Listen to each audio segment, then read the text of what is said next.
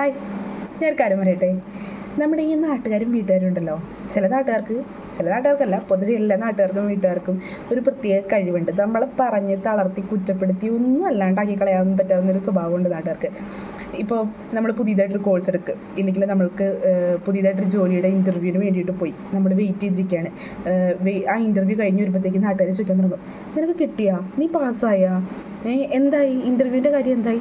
അബദ്ധവശായി interview കിട്ടിയില്ല എന്ന് വിചാരിക്കും. അപ്പം തുടങ്ങും, വലിയ പറഞ്ഞിട്ട് കാര്യമൊന്നുമില്ല, അവൻ്റെ മോളല്ലേ, അല്ലെങ്കിൽ അയാളുടെ മോളല്ലേ, മോനല്ലേ, അത്രയൊക്കെ ഉണ്ടാവുള്ളൂ, അവനൊക്കെ എവിടം വരെ പോകാനാ, അല്ലെങ്കിൽ അവളെവിടെ വരെ പോകാനാ. അതുകൊണ്ട് കോഴ്സൊക്കെ എടുത്തിട്ട് എക്സാമൊക്കെ കഴിഞ്ഞതിൻ്റെ റിസൾട്ട് വേണ്ടിയിട്ട് വെയിറ്റ് ചെയ്തിരിക്കാനുണ്ടല്ലോ. ആ എക്സാം റിസൾട്ട് വരുന്നതിന് മുന്നേ നാട്ടുകാർക്കാണ് ടെൻഷൻ, അവൾ പാസ്സാകാൻ പോകുന്നില്ല. അവർ വിധി എഴുതും ഓൾറെഡി. ചിലപ്പോൾ ഇങ്ങനെ നമ്മൾ ഹൈ മാർക്കൊക്കെ സ്കോർ ചെയ്തിട്ടുണ്ടാവും, അപ്പോൾ അവർ വിധി എഴുതും, അവൾ പാസ്സാകാൻ പോകണമെന്നില്ല. വീട്ടുകാരൊക്കെ കുറ്റപ്പെടുത്താൻ തുടങ്ങും.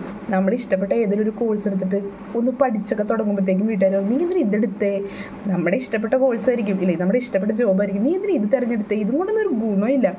എല്ലാവരും കുറ്റപ്പെടുത്താനും ഒറ്റപ്പെടുത്താനൊക്കെ തുടങ്ങും. ചില കാര്യങ്ങൾ നാട്ടുകാരുടെയും കുടുംബക്കാരുടെയും ഇഷ്ടത്തിനനുസരിച്ചിട്ടല്ല നമ്മൾ നിൽക്കണമെങ്കിൽ പിന്നെ നമ്മൾ കുറ്റക്കാരായി. പിന്നെ പറയണ്ട, നമ്മളാണ് ഏറ്റവും വലിയ ലോക വേസ്റ്റ്. പക്ഷെ അങ്ങനെ പറയുന്നവരുടെ മുമ്പിൽ നമ്മൾ സൈലൻ്റായിട്ട് നിൽക്കണം കേട്ടോ. എന്നറിയാം, തിരിച്ച് പണി കൊടുക്കാനുള്ള ഏറ്റവും നല്ല ചാൻസ് നമ്മൾ സൈലൻ്റായിട്ട് നിൽക്കുക. നമ്മൾ പതുക്കെ നമ്മുടെ മൂവ്മെൻറ്റ്സ് നമ്മൾ ഓക്കെയാണ്. നമ്മളോട് പറയാം, പോയി പറയുന്നവർ പറയട്ടെ, പോട്ടെ, അവരെന്ത് വേണമെങ്കിലും പറഞ്ഞോട്ടെ. ഇപ്പോൾ നമുക്കെന്താ ആ ഒരു മൈൻഡിലെടുക്കാം. ഈ ബോഗൺവില്ല പൂക്കളെ കണ്ടിട്ടില്ലേ? ബോഗൺവില്ല കത്തുന്ന വെയിലത്തുണ്ടല്ലോ, അതിങ്ങനെ തിളങ്ങി നിൽക്കും, നല്ല ഭംഗിയാണ് കാണാനായിട്ട്. എന്താ പറയുക, ആ പൂക്കൾ വാടൂല, എത്ര വെയിലടിച്ചിട്ടുണ്ടെങ്കിലും അത് വാടൂല. അത് വെയിലടിക്കുമ്പോഴാണ് അതിൻ്റെ ഭംഗി കൂടുന്നത്.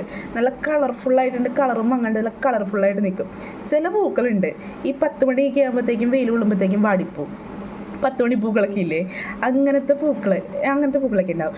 നമ്മൾ ശരിക്കും ബോഗൺവില്ലകളാണ്. നിങ്ങൾ ഓരോരുത്തരും ഉണ്ടല്ലോ, ഈ ബോഗൺവില്ല പൂക്കളെ പോലെ എത്ര വെയിൽ കൊണ്ടാലും എത്ര കുറ്റപ്പെടുത്തൽ കേട്ടാലും തളരാത്ത പോലെ ആവണം. അല്ലാണ്ട് ഈ 10 മണി പൂക്കളെ പോലെ ഇങ്ങനെ ചതഞ്ഞെന്ന് പറഞ്ഞാൽ വരുന്നിടത്ത് വെച്ച് വേണം. പ്രശ്നങ്ങൾ വരട്ടെ, പ്രശ്നങ്ങൾ വന്നാലാണ് നമുക്ക് അതിജീവിക്കാൻ പറ്റുള്ളൂ. കുറ്റപ്പെടുത്തുന്നവരുണ്ടാ, അവർ കുറ്റപ്പെടുത്തിട്ടെ, നമുക്ക് സൈലൻ്റായിട്ട് നിന്നിട്ട് മറുപടി കൊടുക്കാൻ പറ്റണം. അപ്പോഴല്ലേ നമ്മൾ സ്ട്രോങ് ആവുള്ളൂ. നമ്മൾ സ്ട്രോങ് ആയിട്ട് കാണിച്ചു കൊടുക്കണം. നാട്ടുകാരും വീട്ടുകാരും എന്തും പറഞ്ഞോട്ടെ, നമുക്ക് നമ്മളറിയാലോ, അത്രയേ ഉള്ളൂ. അപ്പോൾ എല്ലാവരും ഹാപ്പി ആയിട്ടിരിക്കുക. Okay, happy life.